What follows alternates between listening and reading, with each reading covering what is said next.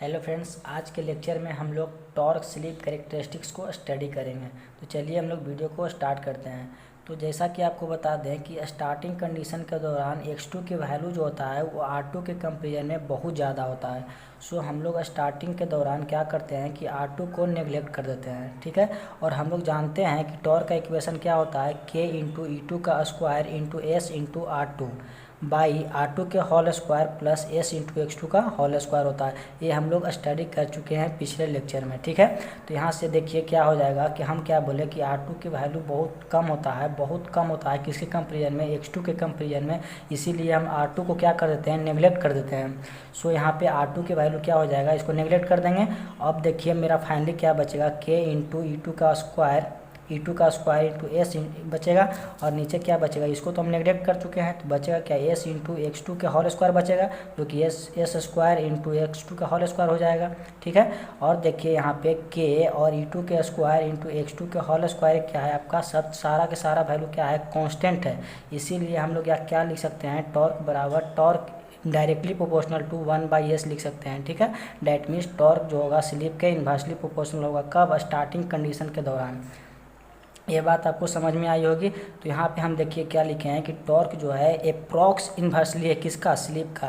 तो एप्रॉक्स क्यों लिखे हैं, क्योंकि हमारा बोले खुद से कि अगर स्टार्टिंग कंडीशन के दौरान R2 की वैल्यू बहुत कम होगा, लेकिन कुछ तो होगा, इसीलिए R2 की वैल्यू कुछ होने की वजह से और उसको हम लोग नेगलेक्ट कर रहे हैं। इसीलिए हम लोग क्या लिखते हैं कि टॉर्क जो होगा वो एप्रॉक्स होगा, स्लिप के इन्वर्सली प्रोपोर्शनल होगा, ठीक है। तो हम लोग यह देख चुके हैं कि स्टार्टिंग कंडीशन के दौरान जो टॉर्क की वैल्यू जो होगा वो स्लिप के इन्वर्सली प्रोपोर्शनल होगा।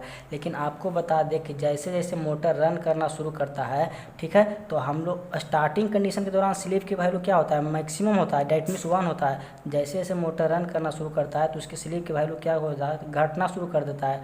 और स्लिप की वैल्यू जब घटेगा तो रिएक्टेंस क्या होता था, s इंटू x2। तो जब s घट रहा है दैट मीन्स पूरे रिएक्टेंस की वैल्यू क्या होगा, घटना शुरू कर देगा। तो उस कंडीशन, एक ऐसा कंडीशन आएगा जहाँ पे R2 बराबर जो हो जाएगा s इंटू x2 हो जाएगा। पहले R2 क्या था, बहुत छोटा था, लेकिन अब क्या हो रहा है, स्लिप के घटने की वजह से रिएक्टेंस की वैल्यू घट रहा है। घटते घटते एक ऐसा कंडीशन आ रहा था जिस पे R2 बराबर s इंटू x2 हो जा रहा था।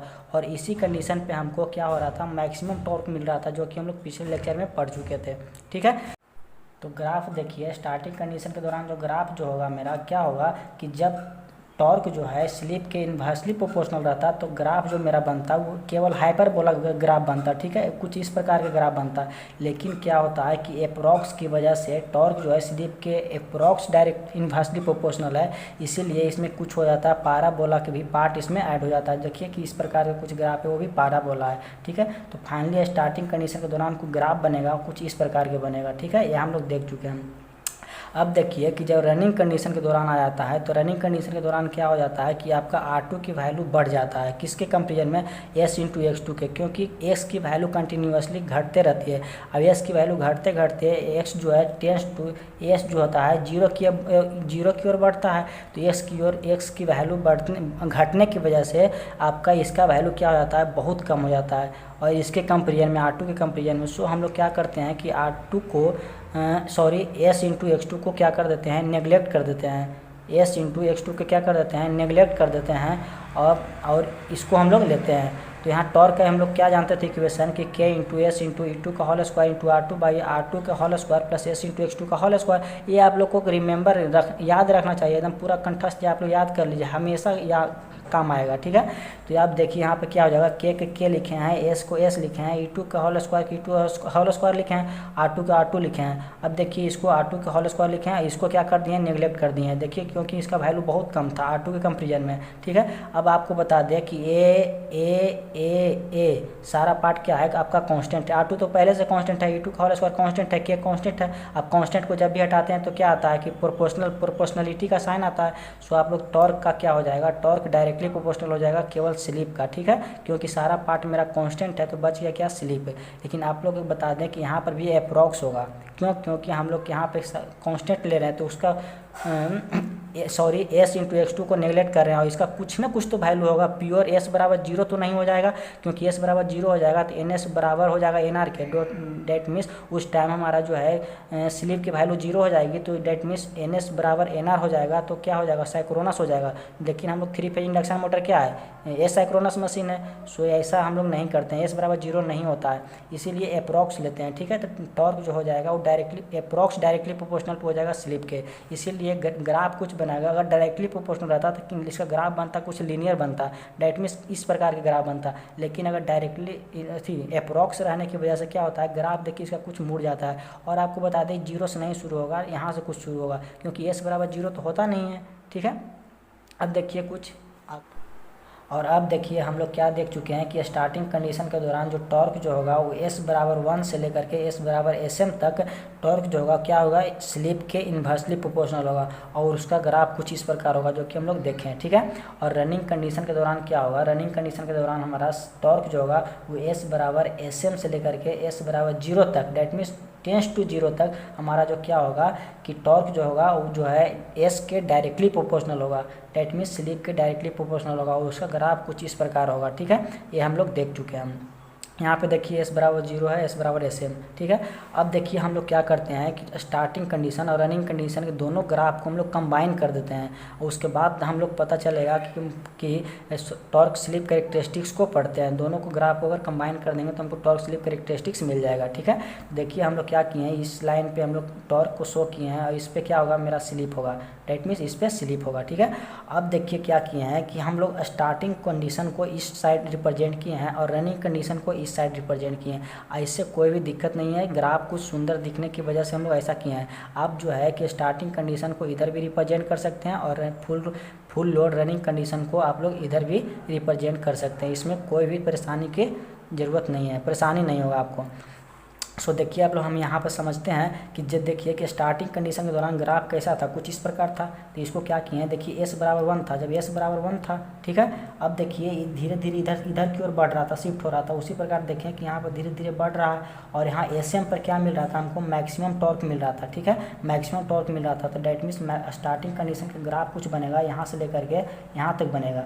यहाँ से देखिए, यहाँ से लेकर के कुछ ग्राफ ऐसा बनेगा, आप लोग देख रहे होंगे। ठीक है, अब जो है कि फुल लोड रनिंग कंडीशन के दौरान ग्राफ जो बनेगा वो देखिए कुछ इस प्रकार बन रहा था, डेट मीन्स यहाँ से यहाँ तक लीनियर बन रहा था और उसके बाद कुछ इस प्रकार के बन रहा था। उसी प्रकार देखिए यहाँ पे जीरो नहीं होगा, सॉरी फिर से हम यहाँ गलती कर दिए हैं, यहाँ पे जीरो नहीं होगा, डेट मीन्स यहाँ से अगर स्टार्ट होगा और यहाँ से लीनियर बनेगा, उसके बाद यहाँ पे जाके हल्का सा बेंड हो जाएगा। ठीक है, ये हमारा बन जाएगा फुल लोड रनिंग कंडीशन के टॉर्क बन जाएगा। और हम लोग जान रहे थे कि इस जो है फुल लोड रनिंग कंडीशन के दौरान जो हमारा टॉर्क जो था वो स्लिप के डायरेक्टली प्रोपोर्शनल था और स्टार्टिंग कंडीशन के दौरान जो मेरा टॉर्क जो था वो स्लिप के इन्वर्सली प्रोपोर्शनल था, ये हम लोग जान चुके थे। और यहाँ पे एस बराबर जीरो पे होगा, एस बराबर जीरो होगा जो कि कुछ यहाँ यहीं से स्टार्ट होगा और यहाँ पे एस एम होगा जो कि क्या होगा R2 बराबर एस इंटू x2, यही पोजीशन होगा जहाँ पे हमको मैक्सिमम टॉर्क मिलेगा। यह कंडीशन हम लोग पिछले इस लेक्चर की मदद से पढ़ चुके हैं। और यहाँ पे क्या होगा कि s बराबर 1 होगा। ठीक है, यही मेरा था टॉर्क स्लिप कैरेक्टरिस्टिक्स था।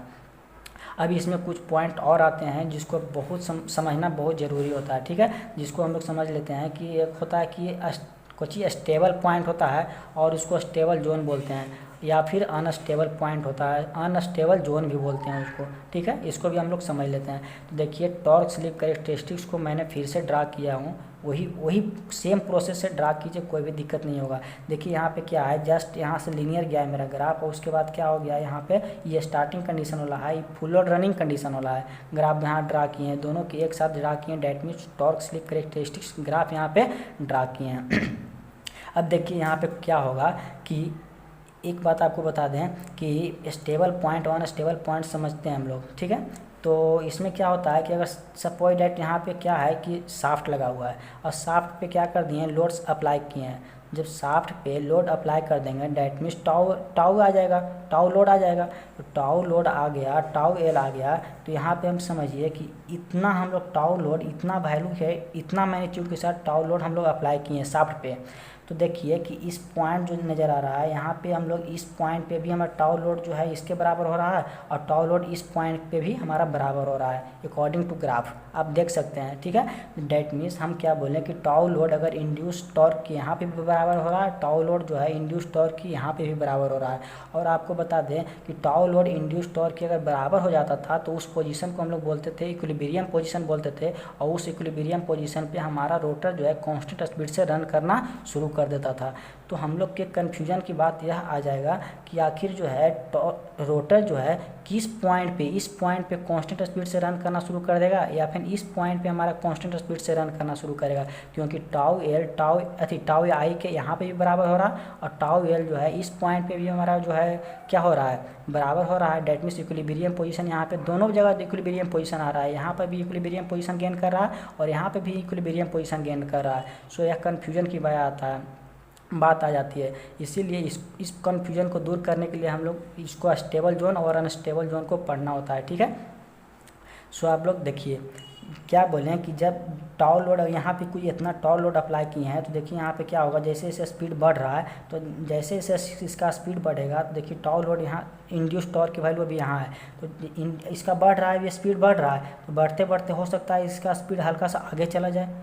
तो हल्का सा इसका स्पीड जैसे ही आगे जाएगा तो देखिए सपोज डेट यहाँ आ गया अभी स्पीड, देखिए यहाँ पे स्लिप की वैल्यू कुछ और है और यहाँ पे स्लिप की वैल्यू कुछ और है। डेट मीन्स यहाँ पे स्लिप की वैल्यू क्या है, ज़्यादा है, और यहाँ पे स्लिप की वैल्यू कम है। ठीक है सॉरी, यहाँ पे स्लिप की वैल्यू ज़्यादा है और यहाँ पे स्लिप की वैल्यू कम है।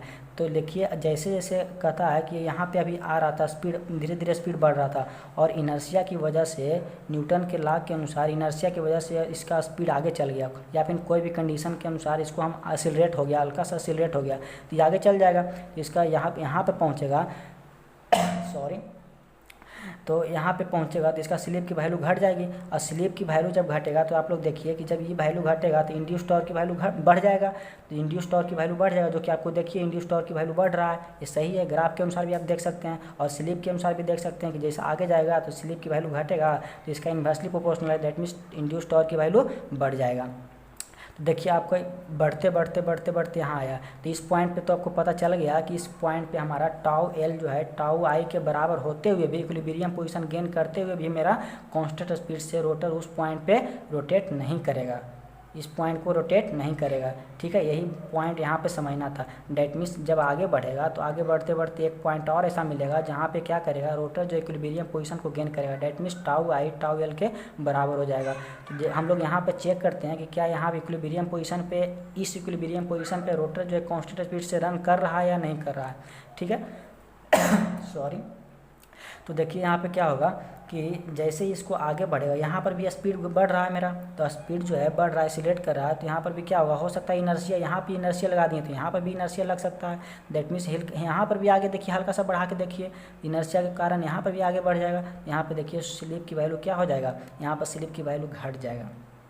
ठीक है, जब स्लिप की वैल्यू घटेगा तो देखिए कि यहाँ टाउ जो है इस जोन में टाउ जो है वो डायरेक्टली प्रोपोर्शनल है स्लिप के। डेट मीन्स स्लिप की वैल्यू अगर घटेगा तो यहाँ पे टॉर्क की वैल्यू भी घट जाएगा। डेट मीन्स इंड्यूस टॉर्क की वैल्यू अगर घट जाएगा तो देखिए कि यहाँ पे टाउ एल की वैल्यू ज़्यादा हो जाएगा, लोड टॉर्क की वैल्यू ज़्यादा हो जाएगा, ये वैल्यू घट गया तो टाउ लोड की वैल्यू ज़्यादा हो जाएगा, और टाउ एल की वैल्यू जब ज़्यादा हो जाएगा तो इसको क्या करना शुरू कर देगा, डी एक्सीलरेट करना शुरू करेगा। जब ये पहले से एक्सीलरेट कर रहा था तो अब इसको क्या करना शुरू कर देगा, डी एक्सीलरेट करना शुरू कर देगा। डेट मीन्स अपना पीछे ढकेलना शुरू कर देगा। अब देखिए इस पॉइंट से ढकेल रहा है, इसको पीछे ढकेलना शुरू कर दिया। अब सपोज ढकेलते ढकेलते आग पीछे चल जाए तो इस पॉइंट पे चल जाए, तो इस पॉइंट पे जाएगा तो देखिए स्लिप की वैल्यू यहाँ पे क्या है, इस पॉइंट के कंपेरिजन में इस पॉइंट पे स्लिप ज़्यादा है, तो देखिए इस पॉइंट पे स्लिप ज़्यादा है, दैट मीन्स स्लिप की वैल्यू बढ़ेगा तो आपका इंड्यूस टॉर्क की भी वैल्यू बढ़ेगा। जब इंड्यूस टॉर्क की वैल्यू अगर इसका वैल्यू बढ़ेगा तो अभी इस टाइम क्या हो जाएगा, इंड्यूस टॉर्क एक्टिव हो जाएगा, इसको फिर से एक्सीलरेट कराना शुरू कर देगा। दैट मीन्स ऐसा होते होते एक ऐसा फाइनली जो है इस पॉइंट पे मेरा इसी इक्विलिब्रियम पोजीशन पे क्या हो जाएगा, रोटर जो है रोटेट करना कांस्टेंट स्पीड से शुरू कर देगा। ठीक है, तो आप लोग को यही पूछा जाता है कंपटीशन में या फिर कोई भी एग्जाम में कि आखिर जो है रोटर को दो स्लिप मिलता है, एक जो है S1 डैश में एस डैश मिलता है और S डबल डैश मिलता है। दो स्लिप में किस स्लिप पे जो है वो जो कांस्टेंट स्पीड से रन करना शुरू करता है। डेट मीन्स पूछा जाता है कि स्टेबल जोन में वह जो है कांस्टेंट स्पीड से रोटर रन करेगा या फिर अनस्टेबल जोन में रोटर जो है कांस्टेंट स्पीड से रन करेगा। तो आप लोग को जवाब आएगा कि जो है स्टेबल जोन में, इस जोन में फुल लोड रनिंग कंडीशन के दौरान क्या होगा कि रोटर कांस्टेंट स्पीड से रन करना शुरू कर देगा। और इसी जोन को हम लोग क्या बोलते हैं कि स्टेबल जोन बोलते हैं, और इस जोन को हम लोग क्या बोलते हैं, अनस्टेबल जोन बोलते हैं। सो मोटर जो है फाइनली कांस्टेंट स्पीड से रन करना शुरू करता है स्टेबल जोन में, ठीक है, ना कि अनस्टेबल जोन में। आज के वीडियो में इतना ही। थैंक यू, धन्यवाद।